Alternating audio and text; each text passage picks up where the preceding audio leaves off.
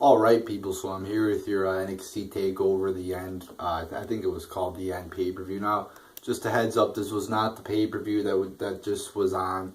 This was a pay-per-view from about 2 months ago. I never really got a chance to watch. I mean, I did have the chance to watch it, just not the energy. So since they just had this pay-per-view, I felt, well, might as well just watch the last one to see what happened. And I did, and I'm going to review it now. So felt like if I watch it, might as well review it.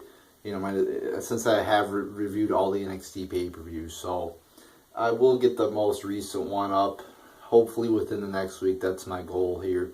I mean, there's just so much fucking product to watch. It's like, I got SummerSlam, then Raw, then SmackDown, 3 days in a row. It's like so much fucking product to watch. It's ridiculous, but hopefully I'll fit time in there to watch it. So let's get into this review here. We have, to start off the show, this new guy named Almas. I didn't even write. He had a fucking weird ass name. I guess he's a Mexican dude or whatever the fuck.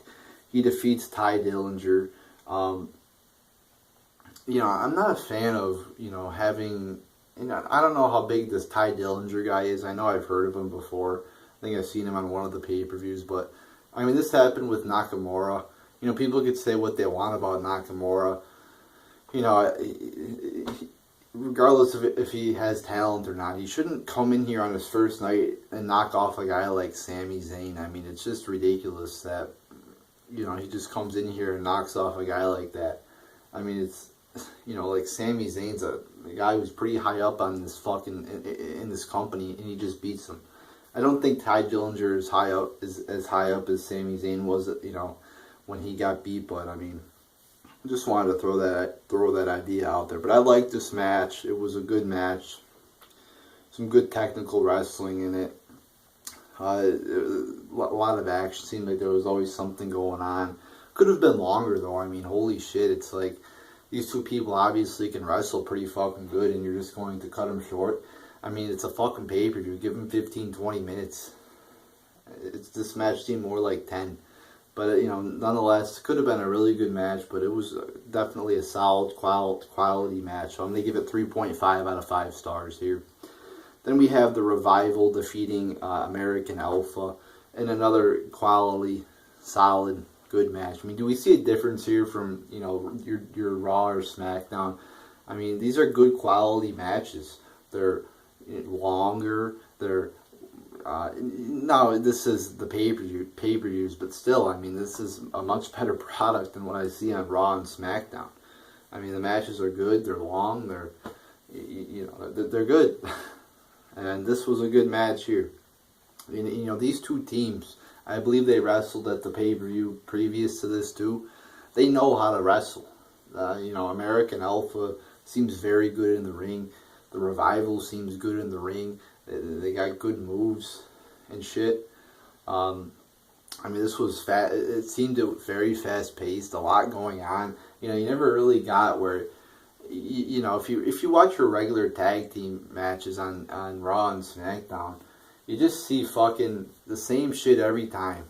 It's a majority of the matches, basically the one team, usually the heel team, putting on rest holds on the babyface team for like 10 minutes until they get the hot tag, and then it all goes crazy. They go through their 5 moves of doom, taking a rip there off of what people say about Cena, but they go through their few moves, hit their finisher, and the match is over. But I mean, with these two teams, it's like it seems fast paced, a lot's going on. And it's really a contrast to what we usually see with our WWE tag team matches. So I'm going to give this one another 3.5 out of 5 stars, quality match. Then we have Nakamura defeating Austin Aries.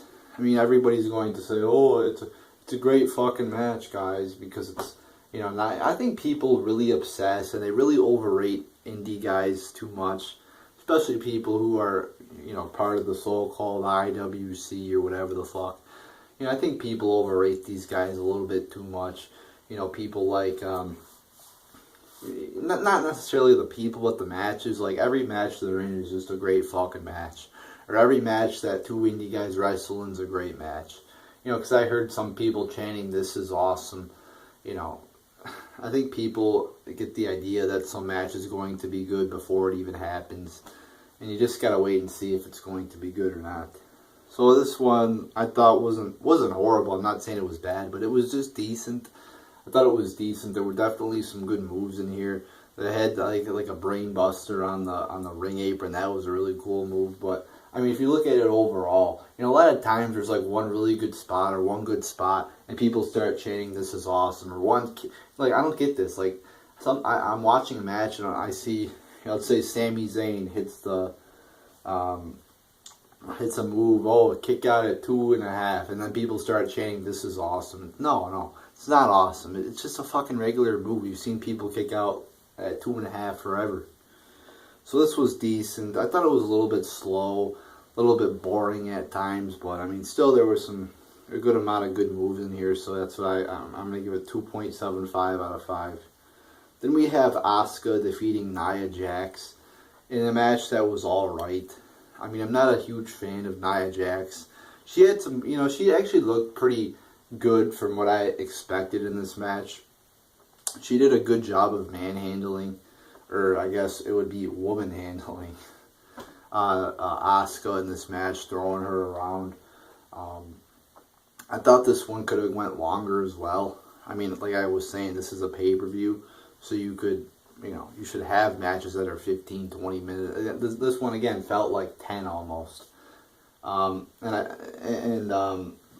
But, you know, it wasn't terrible. You know, I thought this would be worse than what it was. I mean, maybe Asuka helped because she's a good wrestler, and she helped Nia, you know, carried her a little bit to a alright match here. But I'm not a big fan of Nia Jax. I mean, the only reason she's in this company is because she's part of that family line there of The Rock and Roman Reigns, of course. And I think she's kind of just another Roman Reigns of the she's the Roman Reigns of the women's division. So I thought, yeah, it was an alright match. So yeah, I'm gonna give it 2.5 out of 5 stars here. Then we have your main event: Samoa Joe defeating Finn Balor in a steel cage match. Thought the match was, again, okay. There was a good spot, a really good ending, I thought. The Samoa Joe hits his finisher off the top rope, or I think it was the second rope. That was a really cool spot. But, you know, there were some good moves in this match, but I don't know, I just felt it was, you know, I'm not a huge fan of steel cage matches because it really condenses the area that the opponents have. So you can't go outside the ring. Again, there's not a lot of space to do shit. And even though it's steel cage, no DQ, you can't get any weapons. So that's kind of dumb. And the whole idea of the door is fucking retarded. They should just get rid of the fucking door. Just lock it, and you have to climb out of the cage. The door is so fucking dumb because you could, if they really wanted to win, they could just go out of the door. They could fucking hit a fucking clothesline and just go out of the door, just run out of the door. I mean, that door is so fucking dumb. I mean, they gotta fake it. Oh, I'm hurt, guys. Oh, I'm just limping to the door. I'm going as slow as I fucking can, so you know, so my opponent can get me before I get to the door. I mean, the door is retarded. But I mean, this was okay here. Like I said, I gave it 2.5 out of 5 stars. And one other thing too, Samoa Joe won the title at a fucking live event. Why? What the fuck's the point of that? He took the title from Finn Balor at a live event. And it's not like they were taking Finn Balor and putting him on the main roster the next week. You know, they just did it right there on a main event. Why? Well, at least put it on an episode of NXT. You know, that's actually on the network. But instead they just have it at a live event? What? What the fuck kind of sense does that make? It makes no sense whatsoever. To have a title change on a live event. I mean, what a fucking disaster of an idea that is. So that's something that I don't know what the fuck happened there. So, you know, if you're going to have a title change, you might as well just have had it at this pay-per-view. I mean, what the fuck? So there you go, people. 2.5 out of 5 stars. And overall, I'm going to give this show 7 out of 10 stars because pretty good matches on this show. You had 2 good matches, a decent match, and 2 average matches. So nothing bad on this show. I thought everything was quality. So I cannot complain about this show. You also had the American Alpha getting beat up by this new mystery tag team. I forgot to put that in there. And then I guess the manager, the ex-manager for the Road Warriors comes out there. So that's something else to talk about. Something I forgot to put that in there, but I just remembered that. But yeah, overall, I'm going to give the show 7 out of 10 stars. Good show, good pay-per-view, no complaints really. And like I said, I'm going to watch the next one and hopefully get the review up in the next, hopefully in the next week. So hopefully before Sunday. I think I'm going to do it, people. I'm determined. We got SummerSlam, 3 hours.